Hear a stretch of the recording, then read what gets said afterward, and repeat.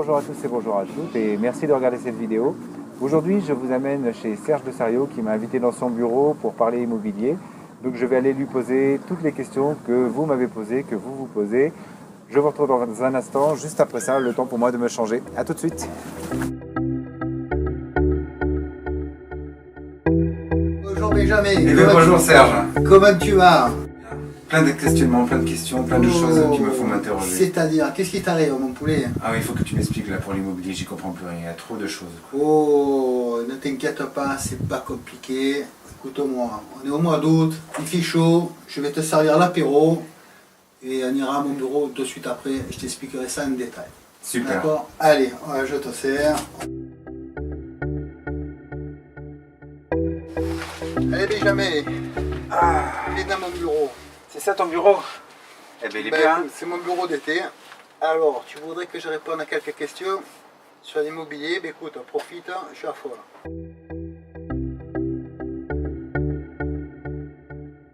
Moi ce qui m'intéresse c'est d'acheter un appartement. Par exemple toi qui en as acheté, tu me dis quoi? Acheter un studio ou un 2 pièces par exemple? Est-ce que c'est la bonne question? Alors la bonne question, je vais pas te la... On va la formuler un peu différemment, mais jamais si tu me permets. On en a parlé un peu tout à l'heure. À ton avis, est-ce qu'il est plus facile de se loger en France ou de se nourrir? Non, se nourrir on trouve toujours... Restaurant du cœur, restaurant secours du cœur, populaire. et puis se nourrir ça coûte pas cher tout. Chaque repas ne coûte pas cher. Ouais, à la limite tu fais les poubelles, d'accord. Mais se loger. Se loger, il faut accepter des conditions difficiles pour se loger. Voilà. Pas cher. Aujourd'hui, investir dans l'immobilier, c'est capital. Donc une bonne raison d'investir, c'est déjà ça. Savoir qu'aujourd'hui, c'est difficile de se loger, d'avoir la bonne technique pour faire les bons investissements immobiliers. C'est ce que tu vas apprendre à travers des gens qui sont dans le métier. Ça, tu peux acheter, pas acheter. Donc tu me demandais s'il fallait acheter des T2, des T3 ou des studios. Je te dirais, si tu regardes autour de toi, sur 10 mariages dans l'année, combien il y en a qui seront toujours ensemble dans 5 ans? En attendant, dans les 5 ans, il y en a qui refait des enfants. Donc s'ils divorcent, c'est à peu près 6-7 mariages, je crois, par an. Pour 10, c'est 6 ou 7. C'est ça, je crois que 2 tiers, ouais. Ouais. Donc c'est à peu près ça. Donc on va se retrouver avec chercher 2 appartements, dont un aura la garde des 2 enfants si le pas alterné. D'accord. Donc déjà, le besoin, ça va être T2, T3. Donc ça, c'est juste un exemple d'une manière de choisir. C'est mon point de vue. Après, on te parle beaucoup à la mode, c'est les studios, les studios pour les étudiants. Si tu loues ça en 9 mois, si c'est bien placé, tu peux le louer l'été. Ouais, c'est un boulot. Bon, personnellement, je préfère louer les T2. T3, c'est du revenu du loyer garanti à l'année, à condition qu'il soit bien placé et que tu ne l'aies pas payé super cher. Donc je me rends compte en fait que avant d'acheter, il faut déjà savoir à qui on va louer. Exactement.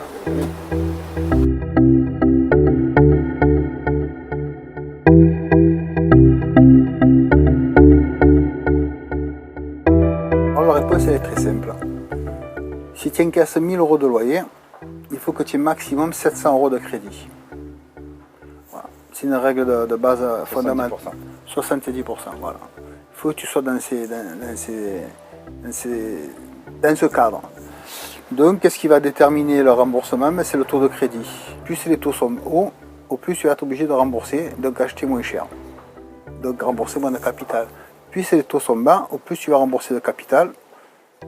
Donc tu peux acheter un appartement plus grand. Voilà. C'est des paramètres, alors c'est de la théorie, en pratique c'est pas facile, je le conçois. Si tu veux vraiment gagner ta vie, aujourd'hui il faut acheter un appartement à rénover. Tu vas y gagner 2 fois. Sachant qu'aujourd'hui c'est bien beau de rénover. Mais pensez, Grenelle de l'environnement, je crois qu'on appelle ça le Grenelle numéro 2, qui avait mis en place Borloo. Ça, les gens ils n'y pensent pas. Donc quand vous allez rénover, c'est pas sûr que dans 10 ans, votre appartement il soit fonctionnel.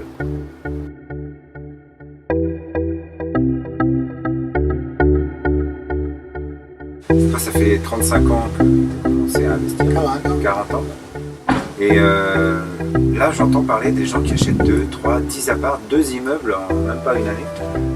Comment c'est possible ça? Et quelle banque accepterait de financer un truc pareil? C'est quoi le truc en gros? C'est vrai, c'est pas vrai? Vrai et salé. On ne te dit pas tout. Un banquier ne prête pas pour rien. Donc soit tu connais super bien le marché et ici que tu as acheté un produit qui va se louer facilement, soit tu es un gros apport derrière. Tout le monde, tu as suffisamment de capital de façon ou d'une autre pour que le banquier ait envie de... Parce que c'est un pari, un crédit. Hein. Ouais. Pas ton pote pas, si tu as des appartements, que tu es dans un endettement raisonnable, alors pour une petite histoire, je ne suis pas à 30 mais à 60% d'endettement, ça aussi il faut le savoir, mais mon restant à vivre, il est confortable, donc déjà ça change un peu de ce que vous entendez autour de vous.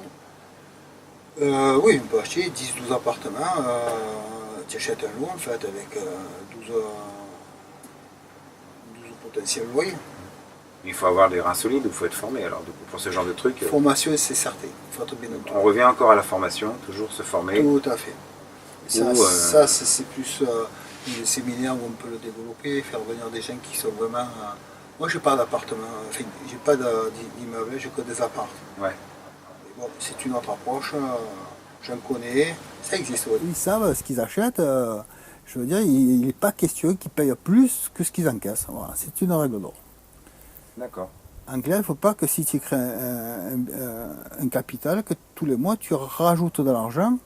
Ben, si tu mets plus d'argent que ce que tu encaisses, c'est une mauvaise façon d'investir. Alors ça, c'est vrai jusqu'à un certain niveau. Après, tu ne raisonnes plus sur un bien immobilier, tu raisonnes sur un patrimoine. Ouais. Et là, le Pinel, il prend tout... aujourd'hui, le Pinel, parce que le Dufaux, c'était un gros caca, mais les gens, ils n'ont pas investi. En attendant, les gens, ils ont créé la... Enfin, les gens...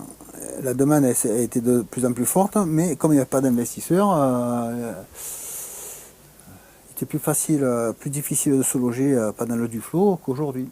J'ai fait 2 celliers et j'ai fait un Pinel.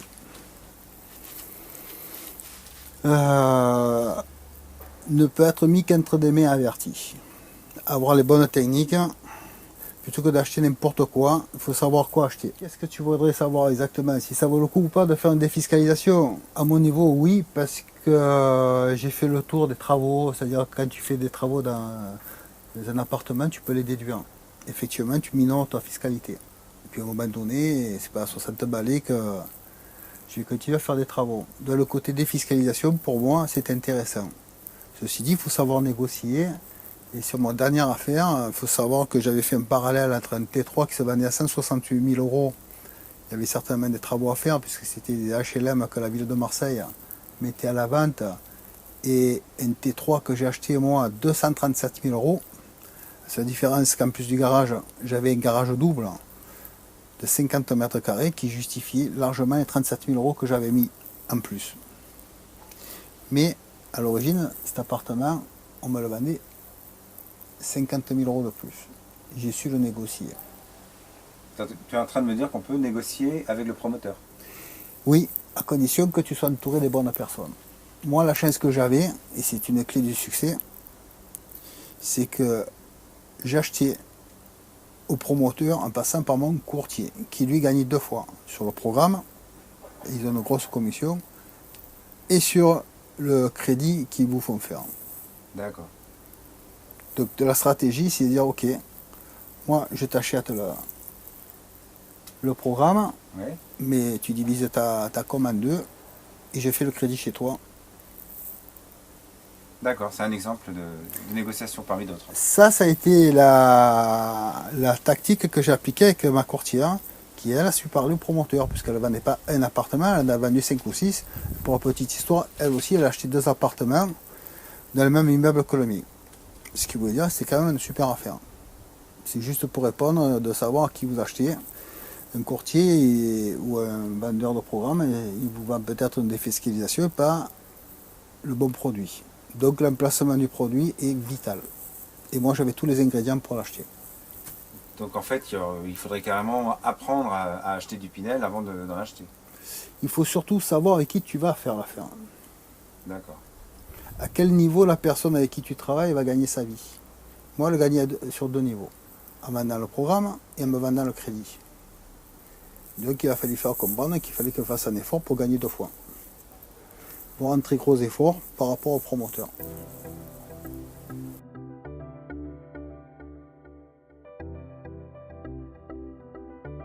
Pourquoi j'ai des problèmes financiers? De quoi ça vient? Alors pourquoi tu as des problèmes financiers? Écoute, c'est pas compliqué parce que tu te sers pas le premier. En fait, les gens ils font une erreur. Apparemment, tu fais partie de ces gens-là. Tu consommes pendant tout le mois et à la fin du mois, tu te dis tiens, je vais mettre 100 ou 200 euros de côté. C'est ça. Et bien, c'est exactement le contraire que tu dois faire. Donc le mois prochain, tu prends de suite 200 euros, tu te les fais prélever systématiquement, tu les fais mettre à gauche, quoi qu'il arrive. Alors ça va être un peu difficile les 3 premiers mois, je l'entends bien, mais tu vas voir, tu vas de suite t'adapter avec 200 euros de moins, et ces 200 euros, tu vas les faire travailler autrement. Donc si tu arrives à faire ça 12 mois, 12 fois 200, 2400 euros, tu peux commencer à prévoir un avenir un peu plus serein. Pourquoi j'ai besoin de tout ça? Ça fait 40 ans que je vis et je m'en suis très bien sorti sans, non? Ben écoute, Benjamin, je vais juste rebondir sur ce que tu m'as dit. Jusqu'à maintenant, tu as eu des fins de mois difficiles. Ouais. Tout simplement parce que tu n'étais pas entouré par des bonnes personnes et que tu n'as pas fait les séminaires adaptés. Donc si tu arrives à créer ta vie de tes rêves, c'est peut-être parce que tu as appliqué les bonnes méthodes. De t'entourer de personnes qui appliquent ces méthodes, déjà tu fais une grande pas en avant. Moi, mes mentors à l'époque, c'était entre autres Jacques Seguela, le publicitaire, et Bernard Tapie, que tout le monde connaît. Donc c'est des gens qui m'ont beaucoup inspiré. Alors je te parle pour les plus connus, il y en a d'autres. Je te conseille de faire pareil, de suivre des formations de gens qui ont réussi, mais des vraies formations, pas des formations en bois. La bonne personne, comme on dit dans le coaching, qui sont à la même fréquence que toi. Ça te permettra d'avancer plus vite, parce que tu te sentiras en confiance, mieux compris, tu seras plus à l'aise, tes valeurs limitantes ont tendance à s'effacer, et c'est ce qui va t'accompagner. Une valeur limitante, qu'est-ce que c'est une valeur limitante? Mais par exemple, un problème sur l'argent, il y a des gens qui sont bloqués à 2000 euros, d'autres qui sont bloqués à 3000 euros, d'autres qui sont bloqués à 10 000 euros. Donc on appelle ça un gaz incontenant.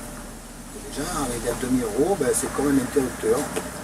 Ils ne vont pas plus haut, ils ne chercheront pas à monter plus haut.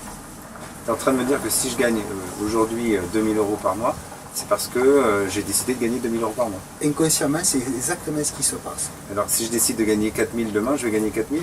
Si demain tu décides, pour pouvoir gagner 4000, tu vas t'entourer des personnes qui gagnent au moins 4 à 6 000. C'est qu'une question d'entourage. Exactement. Et de bonnes techniques. Je peux te dire que je viens de faire un séminaire avec Max. J'ai rencontré des gens de ce niveau-là. Max Pettini, oui. Le séminaire qui a eu lieu. Oui, Business France, qu'on a fait il y a un mois de juin. Sur Mission Bonhomme qui faisait 60 millions de chiffres d'affaires par an. Pour le pouvoir. Moi je suis de 59, il est de 51, le gars. C'était un régal de discuter avec lui. J'ai rencontré une dame aussi qui a 28 McDonald's. 28. Propriétaire de la franchise de 28 McDonald's. Est-ce que ces gens-là, ils ne t'apportent pas quelque chose? Moi, je peux te garantir que personnellement, ça m'apporte beaucoup. Je te parle pour les plus connus, hein, mais il y en a d'autres. Et moi, je vais te dire que le premier capital, ce n'est pas le bien immobilier, c'est la connaissance. Et le travail du coach, ça va être de te faire passer à l'action. Parce qu'il y en a qui ont la connaissance et jamais ils passent à l'action. Ça m'intéresse. Ça, c'est ce que tu fais, toi. Oui, ça c'est mon travail, de chercher les valeurs limitantes. Tout à l'heure, on parlait des valeurs limitantes. Qu'est-ce qui fait que tu ne passes pas à l'action? Qu'est-ce qui fait que tu es toujours dans le mode de l'excusite, qui est la plus grande maladie? Tu sais à quelle l'excusite? On a toujours l'excuse. On est trop jeune, on est trop vieux, pas assez riche, pas assez compétent, pas ceci, pas cela. Et pourquoi c'est pas vrai? Pourquoi c'est de l'excusite? Et parce que c'est plus facile de dire c'est pas ma faute, c'est la faute des autres. Et en fait, on est 100% responsable de ce qui nous arrive.